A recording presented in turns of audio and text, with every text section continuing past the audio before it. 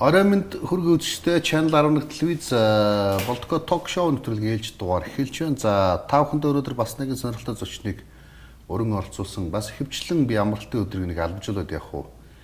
Бас нэг амралтын өдрөө одоо зургатаа асаачаад амарч байгаа хүмүүстэй бас нэг аятайхан тав тухтай ярилцлагуудыг хүргэх зорддог. За энэ удаад би та бүхний Facebook, Twitter-ээр маш сайн мэддэг маркетер төгсөө гэдэг залууг өргөн оролцуулж байна. За төгсөөгийн одоо Twitter дээр тавьж байгаа, за дээрээс Facebook дээр тавьж байгаа шиг өнцгүүд тэр тусмаа энэ эрсдлийн шинжилгээ дээрээс маркетингийн одоо хуучин сэтлэн шпос гэж нэрлэдэг байдаг шүү дээ. Шинэ бүтээл үү? Оновчтой санаа. Тэгээ энэ санаанууд надад их таалагддаг. За тэр хэрэг ч гэсэн манай төгсөө бол бас Facebook, Twitter дээр ингэсэн сайхан дагагчтай, тэнд нь бас хүмүүс их дуртай байдаг. Тэгээд тантай өнөөдөр би зүгээр л энэ шин санаануудын тухай тий. За тэгээд энгийн ярилцлагыг хийх гэж бодсон юм. Ер нь ойрд санаа оноо юу вэ? Юу бодож байна тий? Ойрд одоо санаа оноо хийж байгаа ажил төрөлгөөл ер нь нэг маркетингийн л зөвлөгөө өгөл яваад байна компаниудаар. Тий. Маркетингийн зөвлөгөө өгөх гэдгээс одоо нэг мэдээж маркетер төгсөө гэсэн юм чинь маркетингийн зөвлөгөө гэснээс ер нь компаниуд ямар шүү маркетинг зөвлөгөө өгч байна. Тэ ер нь манай Монголын маркетинг орчин ямар харагдаж байна гэдгээс ахуулбал. Монголын зах зээл бол их бага л да. Цөөхүлэгээс болоод харин эсэргээр логистик нь их хол одоо тээвэр хүргэлттэй. Түгээлт, бараа хөдөлთა тэр их хол. Баг гэдэг нь одоо нийт хөдөлмөрийн насны хүн ам чинь өөрөө нэг сая 200 мянган хүн байна. Энэ сая 200 мянган хүнээс 630 мянган хүн л нийгмийн даатгалд төлж байгаа. Тал нь байхгүй. Ажилгүй, гадагшаагаараа явцсан. Хөдөлмөр эрхэлдэггүй, ээж аав дээрээ хэвтцсэн. Эсвэл ханаараа тэжээл гэдэг ч юм ингээ байждаг. 630 мянган хүний цалингаар Монгол улсын одоо айл өрхүүд амьдарч ийн гэсэн үг. Энэ 630 мянган хүний 200 мянган хүн нь төрд ажиллаж байгаа. Төрийн цалингаар. Нийтдээ нэг 630 мянган хүнд нэг 800 тэрбум төгрөг сар болгон цалин тавигдчих. Тэгээд энэ мөнгнөөс нь одоо юу гэдгийг компаниуд бол мэдээж маркетингаа хийгээд л борлуулалтаа хийгээл зах зээлийн эзэмшил эзлэл явьж байгаа шүү дээ. Хэрвээ альва нэг одоо компани удирдах байгаа үйлдвэр үйлчлэгээ эрхэлж байгаа худалдаа хийж байгаа хүн битэрийг үзэж байгаа бол сард та 800 тэрбум төгрөгнөөс яг хэдэн төгрөгийг авдаг вэ гэж зах зээлийнхээ багтаамжийг хялбархан бодод олчиж болно. Тий. Энэ 630 мянган хүн бол банкудаас бас зээл авч байгаа. Нийт одоо банкны хадгаламж нийт эргэлтийн хөрөнгө нь 21 их 80 төгрөг гэж байгаа. Тэгэхээр энэ тоонуудаас бол зах зээлийнхээ багтаамжийг би яг өөрөө хідэн бараа зараад байгаа хэдэн төгрөг олоод байгаа юм. Өссөн дүнгээр сартаа би ямар орлоготой байгаа гэдгээ өөрийнхөө эзэмшиж байгаа зах зээлийнхээ процентыг гаргаж ирж бас болно. Тийм боломжтой байна. Монголын зах зээл дээр бол яг хүн амын яг 52% л эмэгтэй тий. Тэгэл 48% нь эрэгтэй. Тэтгэврийн насны хүн ам нэг 270 мянган хүн байж байгаа. Малчин 160 мянган хүн байж байгаа. Одоо онцлог тоонууд гэвэл тий. Иймэрхүү л байдаг да. Тэгээд 630 мянган хүний нийгмийн даатгал төлж байгаа хүмүүсийн 200 мянган төрд ажилтдаг. Тэгэхээр яг бүтээдэг нэг 400 мянган хүн л байгаа байхгүй. Монголд ердөөсөө ингээд гэр орондоо цалин мөнгөтэй очдог 400 мянган хүн л байна. Сар болон тогтмол авдаг гэсэн үг шүү дээ. Тий, ер нь тийм гэсэн үг. Улсад бүртгэлтэй нийгмийн даатгалаа төлждөг. Нэг ийм 400 мянган хүн л одоо Монгол улсыг тижээж ийн гэх юм уу. Тийм л байдалтай байна да. Зах зээлийн ерөнхий багтаамж бол. Тий. Тэгээд энэ ядууралтай холбоотой багс нэг санаа байгаад байгаа. 3 хүн дутмын 2 нь ядуу. Тэгээд ядуугаа нууж амьдэрдэг нэг ийм нөхцөл байдал одоо зах зээл дээр үүсчихэд байна л да. Тэгэхээр энийг нөгөө маркетинг талаас харахаар юу болдг юм бэхээр ер нь олон улсад нэг ийм ойлголт байдаг юм байна. Хүний эрхийн түгээмэл зарчим байт юм. LLP гэдэг. Одоо гадаад хэлтэй хүмүүс бол life, liberty, property гэдэг. Тэгэхээр энэ LLF гэдэг нь юу юм бэ гэхээр эхнийх нь болохоор life буюу нэг амьд явах эрх. Хүний одоо энэ махан бие эрх. Одоо эдэн нуун өмсөн зүүн халуун гэр дулаан гэр оронд амьдрын буюу ингээ хамгаалагдах эрхүүд орж ирж байгаа. А нөгөө эрх нь болохоор үзэл санааны эрхчлөө буюу одоо оюун санааны эрхчлөө тий хэвлэн нийтлэн ярин бичин одоо жиргэн юу байдгийг тий сонгон сонгогдно гэдэг ч юм уу нэр дэвшин тий ийм хоёр үзэл санааны эрх байдаг юм байна хүнд одоо өгөгдсөн одоо заяагдсан гэх юм уу заяагдмал хүн төрөхөд л энэ хоёр эрх байж ах хэвээр. Тэгээ энэ хоёр эрхийг үндсэн хуулиар хамгаалаад өгөхийн тулд юу хийх ёстой гэхээр эдийн засгийн баталгааг нь өгөх ёстой байна. Энэ бол гурав дахь эрх нь буюу энэ хоёр эрхээ хангахад хэрэглэгддэг эдийн засгийг татвараас чөлөөлөх ёстой. Одоо болтко өсөхгүй цанхахгүй өвдөхгүй зоохгүй мөр бүтэн гидс затгалан амьдрахад нэг сард 2300 евро хэрэгтэй байна. Тэрнийхээ нэг 50-60% нь идэж ууж өмсөж зүүж амьдраад 40 орчим хувиар нь тэр үзэл санаагаа илэрхийлэхдээ шаардлагатай одоо эдийн засгийн эрх чөлөөгөө олж авдаг юм байна. Хадгаламж эзэмшигч байдаг юм уу те? Эсвэл одоо хоримтлал үүсгэж байдаг юм уу? Тэгэхээр энэ гурав дахь эрхийг нь үндсэн хуулиар ч юм уу татварын хуулиар ч юм уу хамгаалж өгөхгүй болох төр аль ч улсын иргэн бол ядуу иргэн болж хуурд юм байна. Ядуу. Энэ юу гэсэн үг вэ гэхээр би мөр бүтэн гидс затгалан одоо амьдрахын тулд нөгөө талд үзэл санаагаа илэрхийлж сонгох эрхээ эдлэхийн тулд шаардлагатай мөнгийг буюу 2300 еврог татвараас чөлөөлөх ёстой байна. Монгол улсын иргэн үндсэн хуулиар олгогдсон эрхээ эдлэхийн тулд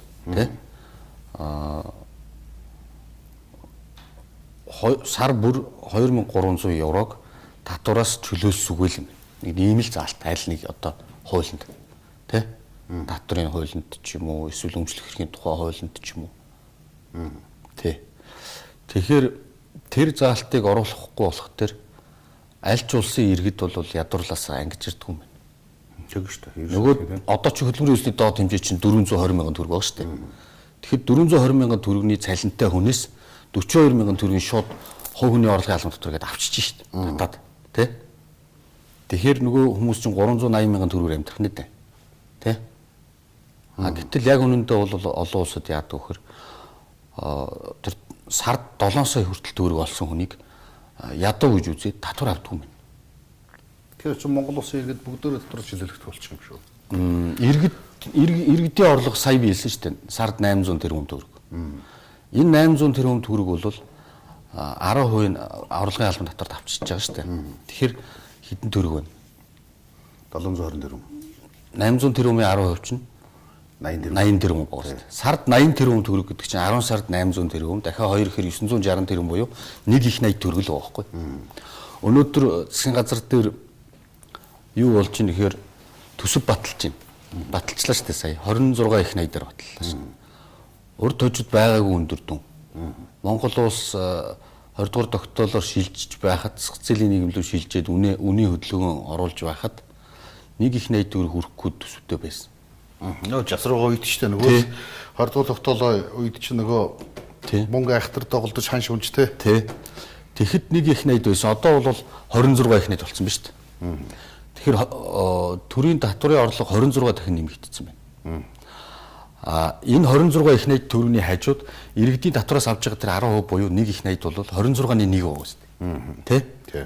Тэгэхээр 26-ны 1 төсвийн орлогын 26-ны 1-ийг иргэдийн карманд үлдээлгэж байгаа. Иргэн болткогийн иргэн төгсөө миний карманд үлдээчих. Тэр нэг 630 мянган юу энэ нийгмийн даатгал төлж байгаа 630 мянган хүний карманд үлдээчих.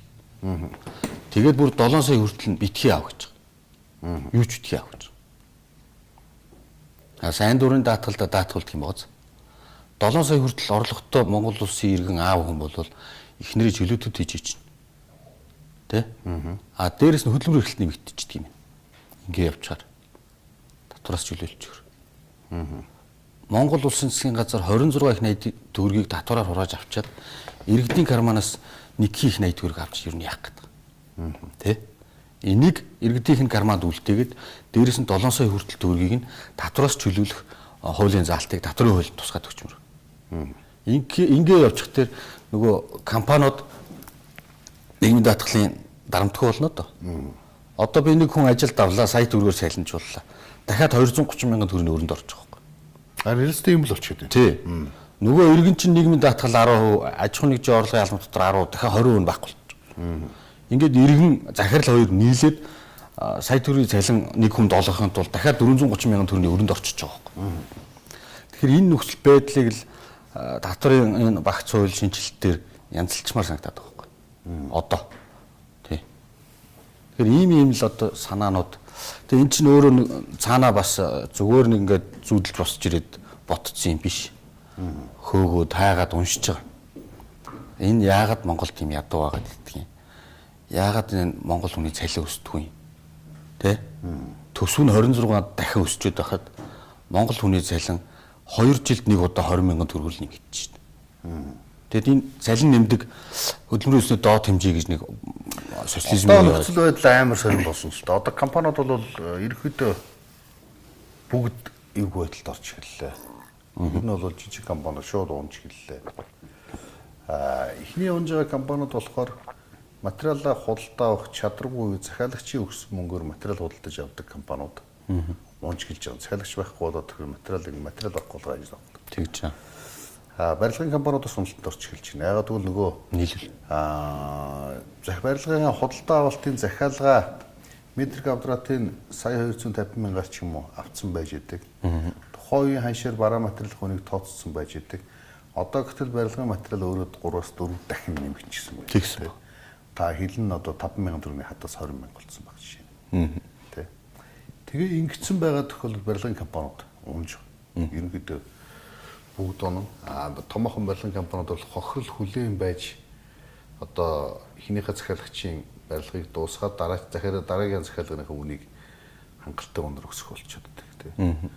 Одоо гэтэл таны хэлж байгаагаар нэг 2 жил тутамд 20,000 төгрөг цалин нэмэгдэж байна. Одоо огцом цалингийн уналт. Одоо цалингийн хэмжээ бид нар 4 дахин нэмэх боломж байгаа юу? Шууд уу? 2 дахин 2 жилд 20,000-аар нэмээ явсан цалин гэсэн одоо хөдөлмөр болгоны доод хэмжээг 400,000 төгрөг тогтоож ирсэн бол одоо 410,000 420 байгаа тийм 420,000 тийм. Гэтэл чин энийг одоо байгаа үнийн өсөлтийн хэмжээгээр одоо цалин хөдөлмөр болгоны хэмжээ доотлон сая 600,000 болох шаардлага тулгарч шүү дээ засагт. Яаж чадахгүй, яаж чадахгүй. Тийм энэ бол тэгээд нөгөө засаглалын хямрал үүсэх гол шалтгаан, иргэдийн хямрал үүсэх гол шалтгаан болж ирнэ л дээ. Тэгсэн сая нөгөө талаас их сонин эдийн засгчтай уулзлаа. Тэгээ нөгөө эдийн засгч болохоор юу хэлж байгаа юм бэхээр үгүй нааш явуултай болтгоо чи яах гээд ингэ юмны төрөө санаа зовд. Бүр энэ чигээрээ яваад нөгөө ажил хийдгүү ажилгүй монголчууд тэ мөнгөгүй суужхаар явж гараад хөдөлмөрлөд 100,000 төгрөг болтгоо олох юмсан гэж бод. Одоо хятад ухаан юм байна. Энэ бол тэ солонгос гүн ухаан юм байна. Мөнгөгүй суужхаар. Тэгвэл мөнгөгүй бол мөнгөгүй 100,000 төгрөгийн төлөө хөдөлмөрлөе гэж юу вэ? 200,000 төгрөг юу вэ? Хоос хөвчсэн дэр гэдэг монголчууд яг хэзээ шүсдэггүй хэзээ шадардаг зүгээр гараад инжин мянга зах дээрээс хоос яс тоорн тэгээд ирэхэд тасарсан гой хоньны шин махны шүл уучаад байгаа учраас. Тэгсэн нөгөө хүн болохоор хэдэн монголчууд тураад өгөх гэдэг. Ковидэр энэ нас орж байгаа хүмүүсийн арга ирүүд эмнэлэг ангаах ухаан ямар чухал юм бэ гэдгийг одоо ойлгож байгаа надад болж. Энэ халдвар үйлс гар хөлөө угаах, ариун зүрийн байдал энэ олон нийтийн газар явахгүй хань дээр ямар чухал юм бэ гэдгийг одоо наа чи ясмахаараа ойлгож байна. Тэрнтэй адилхан хэдэн хүн тураад өгөх л та. Бүр одоо нөгөө 1980 оны, 1970 оны солонгос өсвөлэн 80 оны хятадын их өсвөлэн шиг хүмүүс ингээ өсвөлөнгөр өгөх хэлдэг. Боо ингэсний дараагийн монголчууд бол хөгжлийн шин төвшөнд гарч ирнэ гэж үздэг. Яг энэ бол жоохон тийм тэгвүү өрөөсгөл ойлгож яг эрсдэл бол 2% байгаа л та. Тэ одоо юу гэдгийг 3 сая хүний 2% өсөж өгөх нь шүү дээ. Шууд утгаараа бол 60,000 хүн өгсөний дараах нөхцөл байдал заавал угаасаа юм цөөхөлөө гэж ийм эрсдэл барин ийм нөхцөл байдлыг тийм төвшинлөө аваачих. Ясанд нь махамтан цуснд нь ойлгуулахгүй бол Монгол ойлгохгүй ш. Одоо чиний Twitter дээр ч гэсэн бас игээд ажлын зар байдаг шүү дээ. Ажилт хүн амнаал гэдэг. Яг олдож байна уу? Ажилт хүн авах гэхээр олдохгүй. 25 таа багт нь бүх өргөн дээр ойжруулж байгаа шүдлээд бүх шүдийн эрүүл байна үзээд эрүүл мэндийн бичгийг үзээд ингэж байгаа шүдлээд Солонгос руу ачаа явуулчих шүү. Тэгээд тэр чинь 3 4 өдөр 70 хэдэн цаг гадаа хонж байгаад явж штий. Хөдөлмөрийн хөлсийг шударгаар үнэлдэг газар руу яваад. Тэгээд энэ. Тий. Манай шудраг усаар үнэлээд байгаа мөхөр эдийн засгийн утгаар үгүй байна. Нөхцөл байдал ийм учраас яаж шударгаар үнэлэх боломжтой вэ? Иргэдийн тэр төсөв рүү орж байгаа нэг их 80 төгрөгийг л татвараас чөлөөлөгч их нээлж байна. Тэгвэл ажил олгогчийн 23% дотор нь хөл яриад байна тий. 33. Тий. Иргэдээс 10%. Тий. Захирлаас 23%. Тийм бооз. Инхээр нийтдээ 33%-ийн цалинтай дүүцэх татврын орлого 30%-аар 33%-аар хэмнэлт хийгээд энэ нь засгийн газарт нэг их 80 төгрөг л байхгүй. Энийг иргэдийн карманд нь үлдээчих. Тэгвэл хөдөлмөр эрхлэл сайжирна. Яаж сайжрах вэ гэхээр ажил олгогч 23% дарамтгүй болох байхгүй. 100 хүн цалинжууллаа 100 сая төгрөг. Дахиад би зүгээр 100 хүн 100 сая төгрөг тарааж өгчөөд дахиад тэр хуулиас болоод 23 сая төгрөгийн өрөнд орчиж байгаа. Дахиад. Тэгэхээр хүмүүс яаж нийгэм даатгалаа дутуу төлж чинь, буруу тавьж чинь. Хөдөлмөрийн гэрээнүүдээ эргээд таараа та нар. 420 мянган төгрөг хөдөлмөрийн гэрээ хийчихэд амьдрал дээр 1 сая төгрөг аваа явж байгаа хар мянган хүн баг. Тэр чинь бүртгэл явагдахгүй шүү дээ. Бүх бүртгэл худлаа явагдаад шүү дээ. Бүртгэж хянч чадахгүй бол өдөртөж чадахгүй юу ч. Энэ өөр агш. Тэгэхээр бид нар тэр бүртгэлийг хийхгүй байна гэдэг чинь нөгөө талд захирлуудын нуруунд дээрээс сар бүр 23% зардлыг аваа хийчих жоохгүй. Инхээр би бүрэн менежментээр ажиллана. Би телевиз ажиллуулж исэн бол энд камер болгон дээр нэг хүн тавиад тий дахиад болтгогийн ард редакторын тавиад дахиад 2 3 монтажийн тавиад өдөр бүр шин нэвтрүүлэг гаргадаг баймаар шүү дээ. Тэгсэн чинь би нэг 20 хүн ажилд авчих гэхээр л ард нь дахиад нэг 20 23% цалингийн өрөнд эзэн ороод байгаа байхгүй. Тэгээд дээрэс нь зүгээр ажилд ороод өөрийнхөө хөдөлмөрийг үнэлүүлэнгүүт төр нь 10% гусчдаг. Ямар өндөр юм тэр. Хянах гэдэг юм бол 1% байхад хангалттай шүү дээ. Иргэн төгсөг хэдэн хувийн цалин авч байгааг мэдэх гэдэг юм бол магадгүй Монголын эдийн засгийг сэрэгтэл тодорхой хэмжээ тодорхой хугацаанд 23% гişсэн авч 33% авч болох юм тий. Би наадах чинь тооцоолж үзээгүй байсан болохоор одоо ингээд бодонгууд нэрээ нэг их 80 төгрөг байхгүй. 80 төгрөг юм байна тий. Нэг их 80 төгрөг. Нэг их 80 төгрөгийг иргэдийн карманд үлдээчихэр худалдаа авалт нэг их 80 дээр өснөд тий. Цаана. Дахиад тэрийг импорт хийж байгаа, экспорт хийж байгаа, үйлдвэр хийж байгаа, худалдаа хийж байгаа бүхний карманд орно. Үнэ. Тэгээд тэр чинь дахиад эргэлтэнд орно. Ингээ явах байхгүй. Тэгэхээр энэ шийдлэр татврын хуулийг өөрчлөх магадгүй үндсэн хуулинд тэр заалтанд байгаа бол тэрийг өлгөж аваад тэр дэд хуулинд оруулмаар байгаа байхгүй. Одоо манай татврын хуулинд болохоор ийм үндсэн хуулинд ийм үг байна. Монгол улсын иргэн хуулиар тогтоосон татварыг төлөх журам дүүрэгтэй гэдэг нэг заалт байна.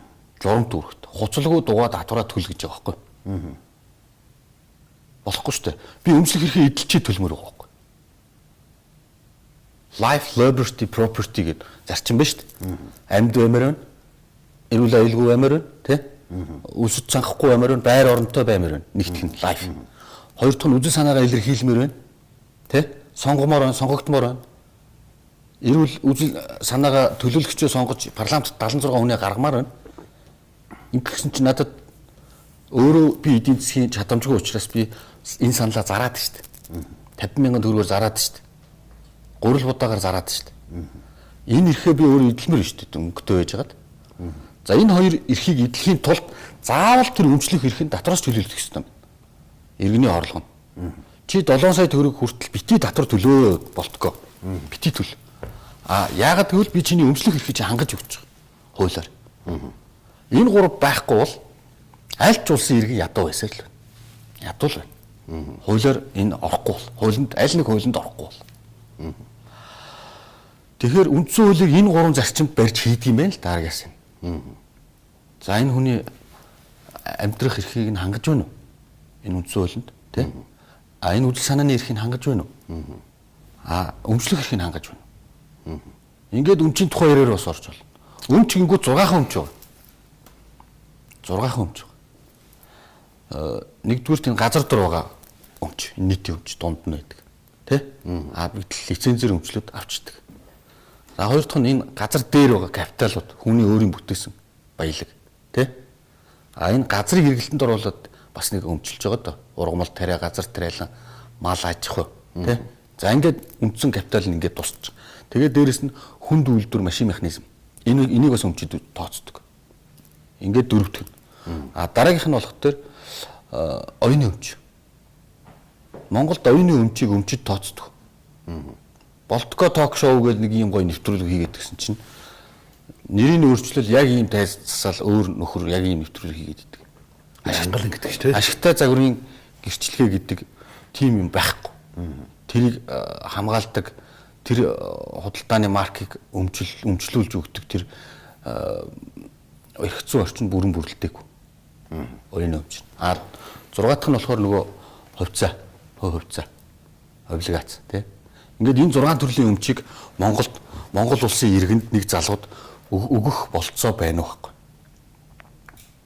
Баггүй. Ёстой баггүй. Бодолтой. За оюуны өмчийн газар нөгөө зөвхөн оюуны өмч шүү. Зүгээр саяны 6 тий. За Монгол улсын иргэн газар дор байгаа юмнаас өмчилж гинөө. Баггүй. Газар дээр байгаа юмнаас өмчилж гинөө. Баггүй. Яг тэгвэл хүн амын 84% нь ипотекийн зээлийн босго давахгүй цалинтай. Маш бага цалинтай. Таны твиттер дээр биш нөгөө Монгол залуучууд байртай болох мөрөөдөөсөө салсан цагт Монгол ус өгж өгнө гэдэг. Тий. Хүн чинь ингээд дээ шүү дээ. Өнөөдөр нэг ээж яага гэрээсээ гардаг юм. Тий. Өнөөдөр нэг хүүхэд нь өсчих гээл, нэг хүүхэд нь өвдгөн шалбарчих гээл, нэгэнд нь каш чанал, нөхөр нь ирж ин хоол хийгээл, бүгдийнх нь хувцсыг угаагаад ингээл тогоон дотроо зуралцсаар байгаа өдрийг өнгөрөөд байгаа шүү дээ. Яг энэ шиг нөгөө 7 сая төгрөгийн татвараас чөлөөлөгдөг орлоготой хүмүүс чинь яг ингэж тойрсоор бол маргааш өнгөрөөд байгаа байхгүй. Өнөө маргааш. Амьд дээр хөшрөг амьдын хутгаар яваад шүү дээ. Тий. Тэгэхээр ийм нэг шийдэл бол байгаа. Тэгээ энэ 6 өмчийг бид нэр өмчилж гинэ гэд үзэгч та бүхэн бүгдээрээ дор бодоод үз. Нэрээ би газар доорх юмнаас би Монгол улсын иргэн авсан юм уу? Газар дээрх юмнаас авч чадах юм уу? Тэ? Авъя. За би цалингаараа авах гэхээр банк чиний цалин хөрөхгүй байна л гэж хэлж байгаа юм. Тэ? Яагаад хөрөхгүй? Миний өмчлөх эрхийг эдлүүлэхгүй байгаа байхгүй төр. Тэгэхээр тэр өмчлөх эрхээ эдлэхийн тулд татвараас чөлөөлөх ёстой заалтын төлөө нэгдмээр байгаа байхгүй. Би татвараас чөлөөлүүлээ. Би энэ хүний эрх чөлөө тэгш эрхийг хангадаг нийгэмд ардчилсан гэдэг нийгэмд 30 жил амьдарчлаа одоо болоо шүү дээ. Тэгээд татвараасаа чөлөөлүүлээд авъя. Тэ? Одоо нөгөө мал аж ахуй өөр газар тариалан бүгд жигд хийх эрх байгаа юм уу? Байхгүй шүү дээ. Төр тусгай зөвшөөрлөөр олгож байгаа шүү дээ. Байхгүй. Оюуны өмчийг хамгаалуулах эрх байгаа юм уу? Байхгүй шүү дээ. Байхгүй. Тэгэхээр энэ хэдэн эрхүүд чинь бүгд байхгүй байна. Хувьцаагийн сая крипто зах зээл дээр хувьцаа гаргаад баахан компаниуд тэр эрхээ эдлэлээ шүү дээ. Тэ? Блокчейн технологи ашиглаад. Тэг хаачлаад сая хууль гаргачих шүү дээ одоо. Ингээд хүний өмчлөх эрхүүдийг хаагаад шүү дээ. Энэ тэгээ яатсан арслан нэг юм. Тэ? Өмчлөх эрхүүдийг нээж байгаа нэг юм хоёр манай гариг дээр хоёрхан л юу гэдэг юм л дээ. Нийгмийн байгууллага. Хүмүүс агуугаасаа гараад нэг юм хоёрлын байгуулсан юм байна. Эхнийх нь болохоор капиталист нийгмийг байгуулсан. Нөгөөх нь болохоор социалист нийгмийг байгуулсан. Капиталист нийгэм бол юу гэхээр бүх өмч иргэнд байхыг л хэлж байгаа. Өмч саяны 6 эрх тийм саяны өмчүүд иргэнд байхыг хэлж байгаа.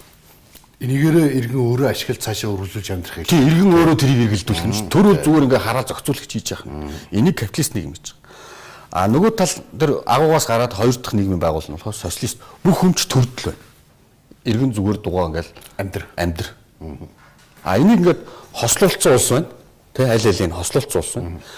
Социалистын дээр нь гаргаад капиталистын доор нь гаргацсан хятад байна. Ингээд амьдарч байгаа. Тэгэхээр монголчууд яасан юм бэ тэгвэл?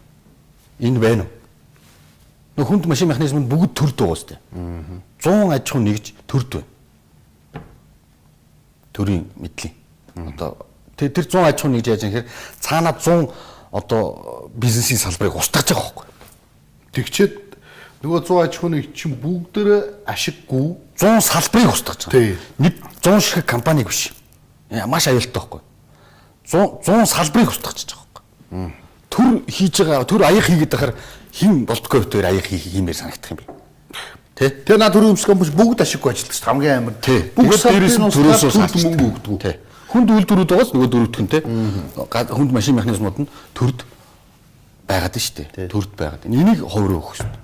Тэгэхээр энэ капиталист нийгэм байгуул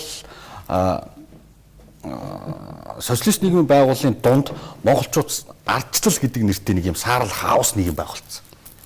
Эндээс нэг жоох юм гусцсан, эндээс нэг жоох юм гусцсан. Дунд нь ингээд нэг аль нь ч саарл. Яг ингээд төрд орж чадсан завших боломжийг олгол капиталист юм уу? Капиталист юм уу гэдэг ингээд өнгөөхөр өмчин төрд байдаг. Өмч хамаг өмчлөх хэрхэн төрд байгаа юм. Оюуны өмчийн үрд би төрөөс зөвшөөрөл авч байгаа шүү дээ. Яг үнэндээ. Гэтэл амнаас хий гарахад л тэр чинь тухайн болтгогийн төгсөөгийн өмч байхгүй. Одоо оюуны өмчийн юу чинь гол философи нь тэр шүү дээ. Нэгэн тарих бодцсны дараа амнаас гарч байгаа. Тэгэл гарлаа л болоо. Тэргээл баримтжуулаад болоо. Энэ миний хаахгүй. А гэтэл тэр бүх өмчлөх эрхийг төрөөс бид нар лицензээр тусгай зөвшөөрлөөр тэ патентаар юугаарч үед ингээд гууж аваад төрөөс гууж аваад байгаа байхгүй. Зүгээр бүртгэж явах ёстой төр нь ингээд хаан болцсон, заан болцсон. Гарын үсэг бол. Тэгээ дургуур бол өгөхгүй. Тэг өгөхгүй. Тэгэхээр ийм асуудлууд байгаад байгаа. Тэгээд бид нар нэг мөсөн инэрэнгүү капитализм байгуулчих эсвэл тий? Тэр Канадыг, Шведийг тий? Тэднийг дөөрөөч. А гэхдээ дөөрөхдөө эхнийх нь алхам өмчлөх эрхийг л хангаад өгч. Энэ 6 эрхийг иргэд бүгдээрээ эзэмшихийн тулд тий? Нэгдэх ёстой. Тэгхгүйгээр одоо юу гэдгийг ганцхан шиг төвшин төгс болтгоо хоёр энэ телевизээр яриад энийг 10 жилийн дараа домог болол өнгөрнө шүү дээ. Нэг 3 хүн харж үзэж байгаа л тэгэл энэ овоо үний юм ярьж энэ болтгоо энэ залуутай гэдэг нэг хитгэн хүн хоорондоо бодоол болоо. Тэгэхээр ямар нэг юм хийхээсээр аргагүй л байна гэдэг чинь одоо л яг хоолонд тулаад байна л та. Одоо бол яг юу гэдэг улс орны одоо үүсэж байгаа нөхцөл байдал дээр би л хөвдөө учиргүй санаа зовж эхэллээ. Урд нь бол за яах вэ? Засаг мэдээ шийтгэх байлгүй тий. За яах вэ? Атомны тэгээ заяа буюу хайчаагүй байлгүй. За яах вэ? Төр өөрөө энийг харахын тулд одоо олон депутатаа сонгоод бид чи одоо юм хийж идэж гижсэн болвол одоо үүсч байгаа нөхцөл байдал өнхөн төвшөртэй болж байгаа. эйгүү болчиход. Наад санаа гэж одоо шилбэл нэг их найдын тэр авж байгаа нэг их найд төгрөг уг нь бол тэртээ дөрөв уул уурхай компани бүх юмсаа татвараа авч байгаа юм чинь 26 их найд тий. 26 их найдаас нэг их найдыг одоо ард иргэдийн төлөө орхиход бол биш миний хувьд бол айгүй боломжтой садчих тий. Нөгөө засаг төрмөн хэр тусгаж явд юм бол за магадгүй зүгээр их хаятахнаар бодож үзэх юм бол энэ болтгоо тогшоо өдрөлийг улсын их хурлынхан дарга нар сайд нэрг анхаарал үздэг. Энэ бас нэг даваа тал гэж магадгүй тийм. Тэгээ энэс хурцчих юм лөө. Магадгүй их зэдийн чихэнд хурцчих юм болов тийм. Энд ч ямар бид нар шиг бодно гэж тэр хүн чинь бас нэг арай өөрөөр бодож байгаа. Арай алсыг харах байл. LLP гэж зарчим байна. Life, Liberty, Property.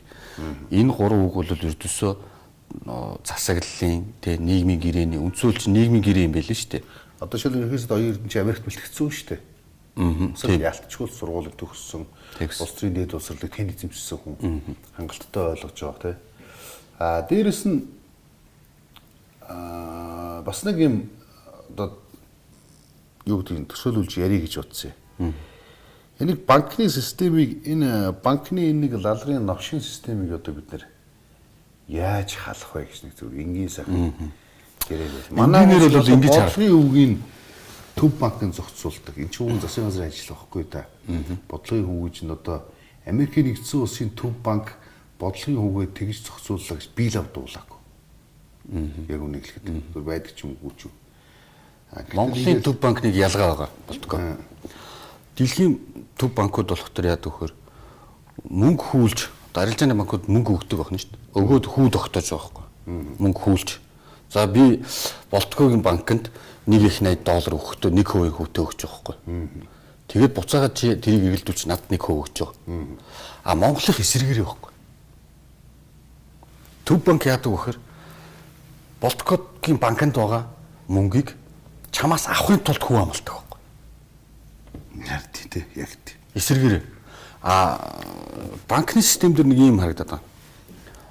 Төгрөгийн дотоод бондын хүү гэж нэг хүү байгаа. Төгрөгийн дотоод бондын хүү.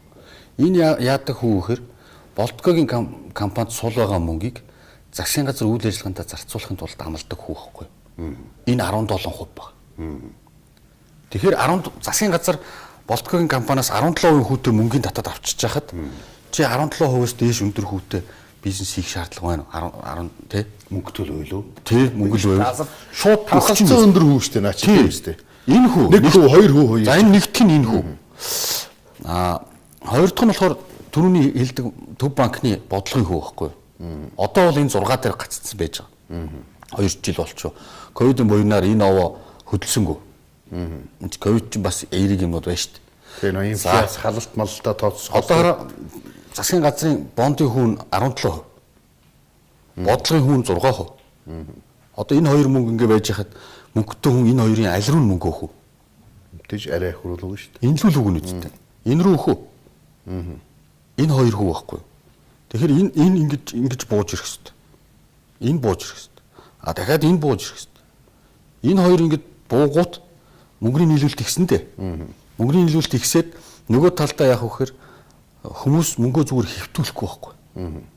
Зүгээр л 1 тэрбум төгрөг би засгийн газарт өгчөж штэ. Бонд ч айгу богино хугацаатай байхгүй. 7 хоног, 1 сар, 3 сар байхгүй.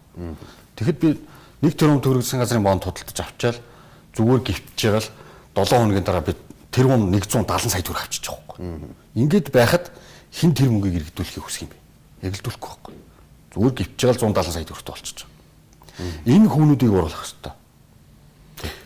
Манайх ч тэгээд мөнгөний эргэлтийг нэмэгдүүлнэ гээл тэгэхээр дижитал болгоны сонгуулийн урталд эсвэл жийл болгоны сонгуулийн дараа мөнгөний эргэлт нэмэгдүүлэхээр нэг шинэ банкны захирлын гар үсгтэй нэг хэдэн төгрөг л олж ирэх юм шүү дээ. Шууд төгрөгөө үйлдвэрлэл зах зээл. Дээр үед монголчууд мөнгөө Монгол улс 7 эргэлдүүлдэг байсан юм байна. 7. Монгол улс нэг их найд төгрөгтэй байлаа. Нэг их найд төгрөгөө гаргаад аяг болголоо, хутга болголоо, тий? Чихэр болголоо, гутал болголоо, өмд цамц болголоо, юу ч болгоод юм болгоод байна шүү дээ. Тэгээд нэг их найдыг янз бүрийн одоо 2000 бараа болгочоод буцаагаад иргэддээ зараад мөнгө болгож аваад ингээд 360 хоногт 7 эргүүлчихгүй юу. Тэгэхээр чин ашигч юм уу чинь нэг юм гарч ирээд тэр нь нэг их найд байсан бол нэг их найд 700 тэрбум ч юм уу болох нь шүү дээ. Тэ? Одоо тэгсэн чинь бид нар 3 эргэлдүүлж чадахгүй. 3 ч эргэлдүүлж чадахгүй. Энэ 2 дахь түүхийд үйлдвэрлэлийг хөгжүүлэх өөс болсон юм бэл. Эмнэлгийн үлдэх систем дээр байгаа 108, 130 түүхийд нь бүгд манад байгаа байхгүй. Бүгд байгаа. Эдийг л хим үйлдвэрлэлээр нийлүүлж холиол энэ тэнд зөөгөл авиш тавиал түүхийдийг боловсруулах л тий ажил чадaltaй болно гэсэн үг шүү дээ. Тий гутгаал зуурал тэгэхэд шаазан тэгэхэд гар утасны хаймар те пявер борд юу гэдэг зэстэй тэр юм бол гарах байхгүй. Тэгэхээр тэр хоёр дахь түүхийдийг үйлдвэрлэлийг бий болгохоор ажлын байр чинь бий болох нөгөө соороо явдаг залуучууд чинь биш тий тэнд нефтийн үйлдвэрээс хамааралтай химийн үйлдвэрлэл рүү явах нь шүү дээ. Нефт үйлдвэрлэлд эхлэх юм бол мазут хамгийн сүүлийнх нь түүхийд юм бэл. Мазут гэдэг. Одоо каучукч гэж ярьдаг. Бидний гутлын улмал дугуй машины дугуй зугуй хийдэг. Тэгэхээр энэ нефтийг үйлдвэрлэхээр нэрхээр хичнээн төрлийн химийн үйлдвэрлэл дагаад яд юм бэл. Гараад ирдэг юм бэл.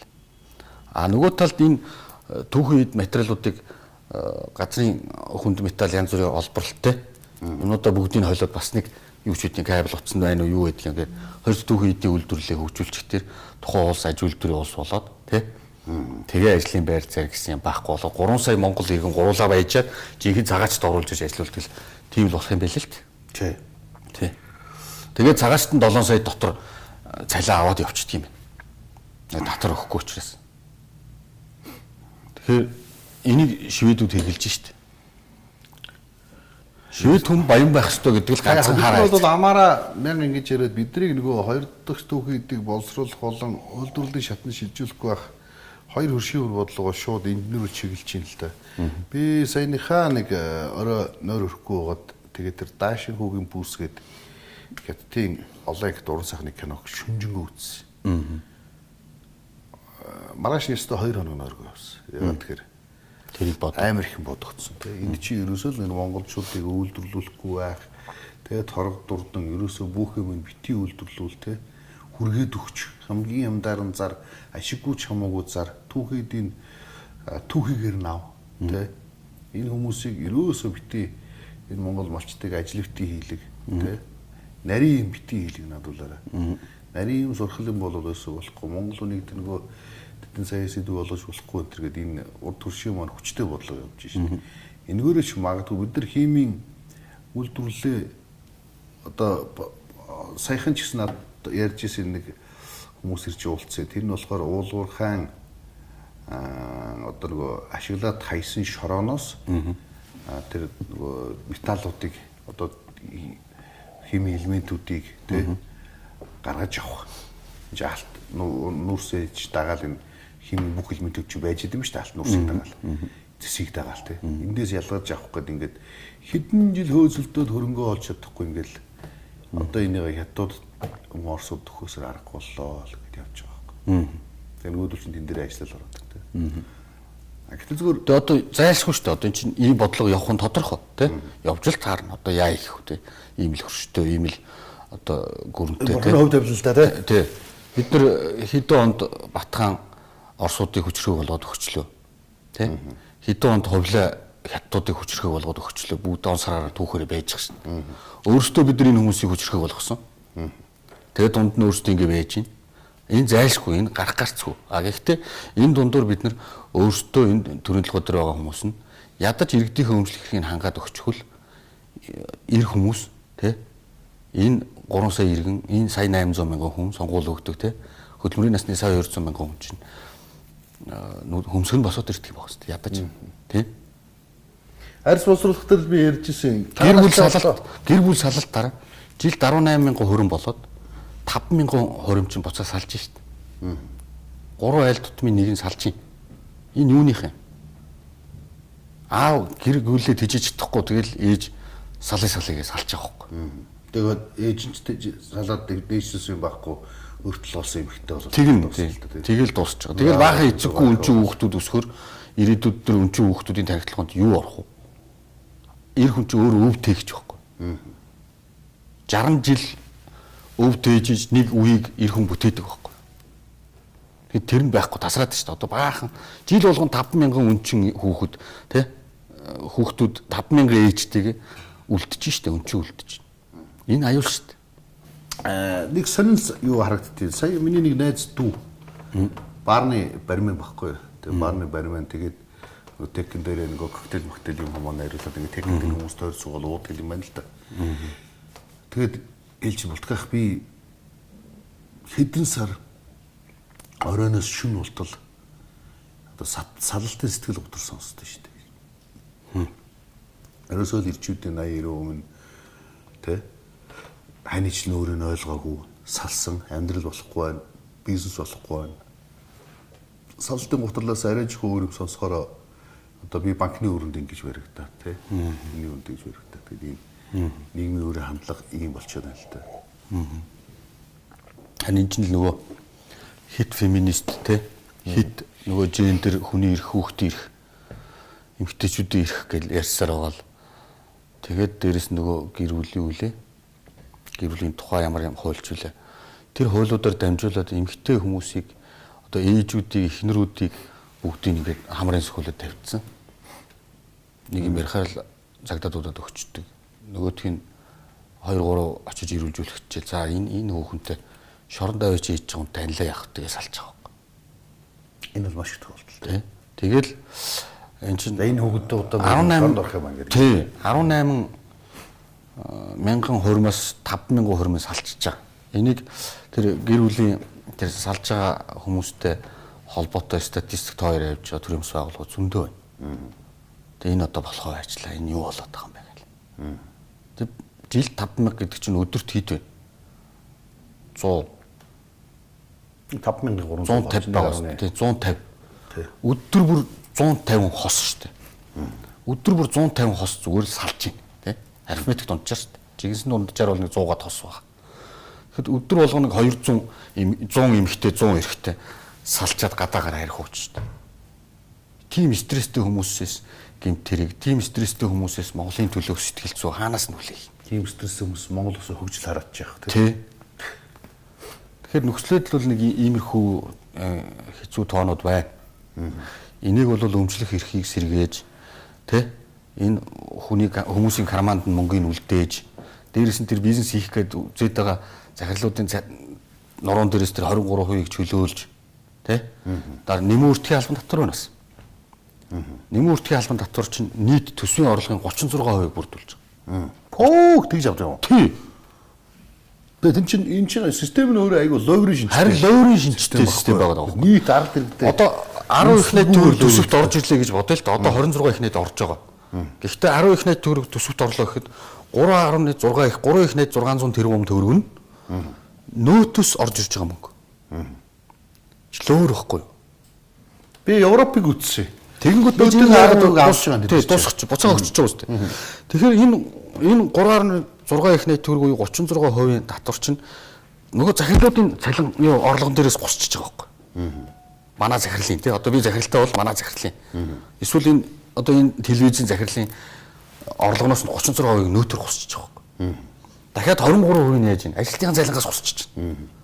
Дахиад аж ахуйн нэгжийн орлогын татвар 10% нь гусчих. Дахиад ийм байхад ямар хүн бизнес хийж чадах юм. Энэ нөгөө өмчлөх хэрэг хаана байгаа. Нэг иргэн бизнес хийх гэснийхээ төлөө ийм их хөрөнд орчих шүү дээ. Зүгээр 60% наваа гэж. Тий, энийг би нэг л хөв болгомоор байгаа. Нэмэн үртгийн албан татвар. Уг нь бол хянах ёстой татвар байхгүй. Францд анх үүссэн. VAT гэдэг англиар хэлдэг. Нэмэн үртгийн албан татвар нь Франц улсад анх болтко хэдэн төгрөг олж байгааг мэдхийн тулд л гаргасан татвар байхгүй. Тэгээ буцаага өгчд. Зарцуултаар нь мэтгэл. Тий, зарцуултаар нь мэтгэл арга шүү дээ. Тий. Тэгтэл тэрийг Монголын төр яд өгөхөр тэр буцааж олгоно гэдэг үг нь хасаа ийцсэн байхгүй. Хуулийн дээрээс. Тэр үг нь байхгүй. Авсан бараа болгоноос 8% дэрэмжиж байгаа. Тий 8%. Гэтэл тэнд чинь бол нөөтийг шингээж авчаад буцаага өгчдөг. Дундаас нэг хүрхгүй хувийг авчдаг юм билээ. Тэрний яг нөгөө үйл ажиллагааны зардал. Гүйлгээний зардалтай. Тэгээд буцаагаад өмчсөн нөгөө 10% зарласан бол нэг 9.1 хэдэн хувь буцаагаад өгчдөг. Цалин болгоно. Юу нь авсан. Манай болохоор авчаад 2% нөгөөд тий. Тэгээ 8% зүгээр шууд л дээрэмддэг. Тий. 26 тэрбум төгрөгийн 36% гэхэр ч одоо амар юм байгаа үстэй. 2.6-ыг үржих нь 3 гэдэг чинь 7.2 их найт төгрөг. Зүгээр нөгөө захирлуудын кармаас босчихж байгаа байхгүй. Шууд дээрэмдээ. Тийм захирлууд биднэрт яаж сая 2 сая 7 саяын цалин өгөх юм бэ? Байхгүй байхгүй. Боломжгүй байхгүй. Өгтөсөн хувьдад аваад байгаа юм чи. Тэгээ гусаад байгаа юм чи. Тэ. Тэгэхээр ийм асуудлууд эдийн засгийн модельлууд байна. Энийг ингээд нэг задлж яриад зөв хараад улсаа бодоод үгүй 60 хүрцэн ах их хуралд орж суучаад юунд шунж тэнд ингээд өөртөө зориулж хоолё гэдэг юм тий. Одоо 61-т өглөө шүү дээ тэр хүн.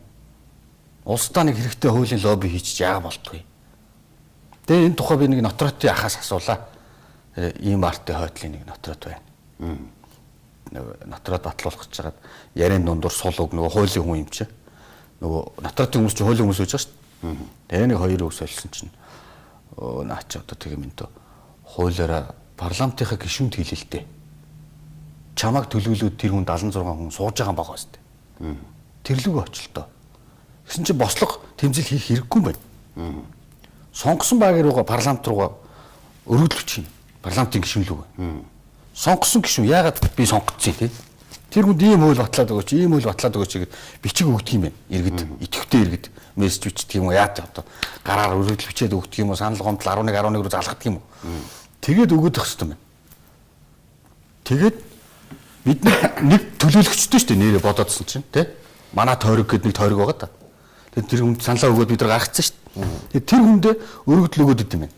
Тэнгүүд тэр хүн тэр хуулийг санаачилдаг юм байна. Нөгөө хууль санаачлах эрх нь тэнд байгаа. Тэнгүүд төрөөс яад өгөхөр тэр 76 гишүүнд хууль санаачлалаа гэд 20-с 30 сая төгрөг май болтко гэд өгдөг юм байна.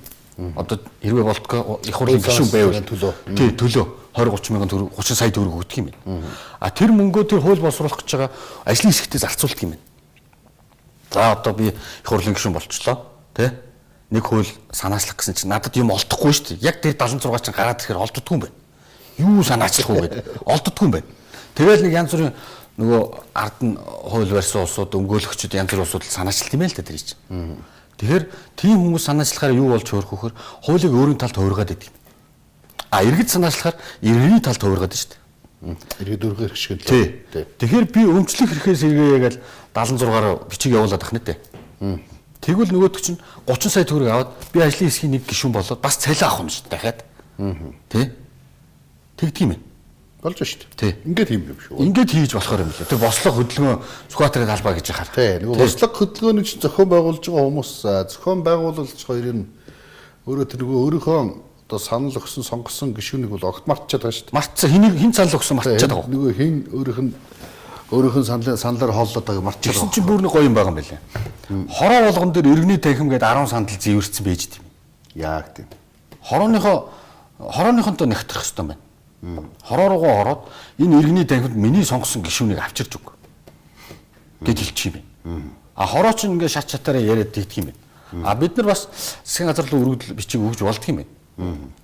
Одоо Алтайг засгийн газрын гишүүн байхад нэг 11 гэдэл авах ажиллуулсан да. Тэнд чинь нэг 30-40 хүн ажилтаа болсон юм байна.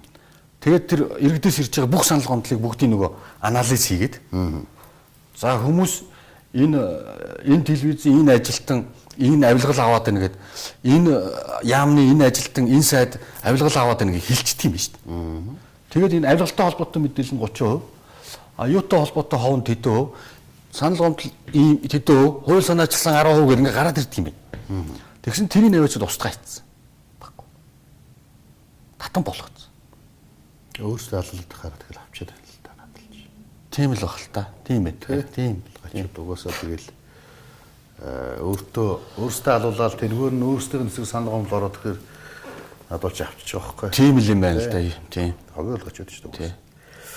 Тэгээд гайхаад ер нь зүгээр одоо энийг талбай молоодож ихсэж байгаа усуудыг би бол мэдээж үзэл бодлоо илэрхийлэх ёстой, үг хэл илэрхийлэх ёстой. Дээр хар сарнаа амар аягүй чухал юм ярьсан надаа. Одоо идэвхжүүлэлт орж ирээд.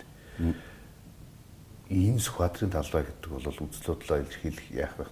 Зөвөө. Гэхдээ энэ чинь одоо бид социализмын үед ихэд энэ парад жигсэж цэцэг өргөж аз жаргалтай байх бүх юмыг төр зөгийн одоо төв талбай өндөр дээр хийдэгсэн. Өнөөдөр хараал хэрүүл нус нулимстэй юу гэдэг энэ болгоныг л ингээл хийгээд байгаа юм. Уг нэг юмний бас бэлэг байна гэдэг хэлэх юм. Яс нэрээ бодчихлаа тий. Яг нь Монгол хүн бэлгэрээ харийн хүн бэлээрээ гэдэг өгдөө шүү дээ тий.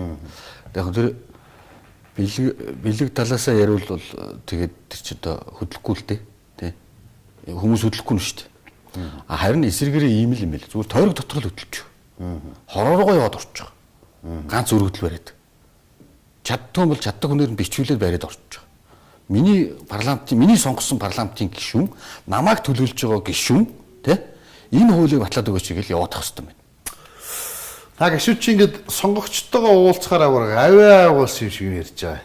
Одоо тэр чинь хамгийн аимшигтай юм. Хууль аргын цагаад өчөж хүмүүст талбай дээр очиж буудуулж ахаар талбай дээр очиж араасаа илдүүлж араасаа буудуулж цагдаад баригдаж байхад хороо руугаа ороод нөгөө 76-ийнхаа өөрийнхөө сонгосон нэрийг нэхэж авал та.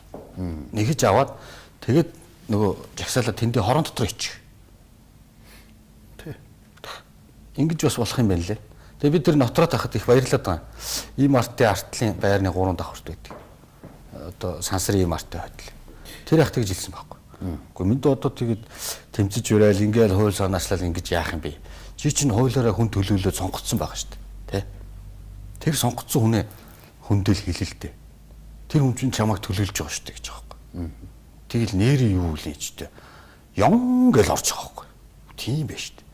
Бид нар ингээл тэмцээл мартчаал. Тийм мартсан нэг нөхөр хөрсөх хоёр өртнөгээд орлоо. Тий. Толгоор нь орлоод идэг. Тий. Бид нар чинь сонгоцсон 76 баа гэдэг нь байж байгаа юм байна шүү дээ. Тэгээ тэднийг хорон дээр иргэний танхим гэдээ байж байгаа. Зэвэрцэн сандал байж байгаа. Тэрэн дээр цаг товлоод уулзах хэрэгтэй юм байлээ. Тэгээ санал бодлоо хэлээд тах хэрэгтэй юм байна. Тэгээ нэг хүн байна дээр чинь нэг эргээд сонгогдохоо бодноо ядаж. Тэ. Нэг ийм бас арга чарга гэх юм уу бас нэг ийм болцоо байдаг юм билээ. Бид нар өөрсдийнхөө бодлыг төрөх. Ийм сайхан манай агч. За нэхрэл цаг дуусчлаа. Сайхан би тэнтэй зүгээр маш энгийн ярилцъя гэж утсан ёстой сайхан энгийн ярилцлаа. Тэгээд манай өндрийн ток шоу нэвтрүүлэг өндөрлж байна. Үзэгчтэй охин бас энэ channel 11 телевизийн лайв хуудасаар нэвтрүүлгийг үзсэн бол манай телевизүүдийн одоо хуудасуудын пэйж хуудсан дээр бас телевизэнд гарч байгаа сувгууд бас гарч байгаа одоо бичигдсэн байгаа. Тэгэхээр channel 11 телевизийн пэйж хуудас руу лайктарж ороод бус мэдээллүүд авч болно. Ингээд манай өнөөдрийн нэвтрүүлгээр маркетер төгсөө өргөдөн оролцлоо. Аргагүй өөрсдөгдөг. Аргагүй би бас хийсэн зочны сонголтонд бас зөв сонголт байлаа гэж бодож танд баярлалаа. Өөрсдөө охин ингээд болтгоо ток шоу нэвтрүүлгээ хийж дугаарыг channel 11 телевизээр хүлээн авч үзлээ. За сэтгүүлч Бодин болдоо төгссөн охинтой хамт байлаа.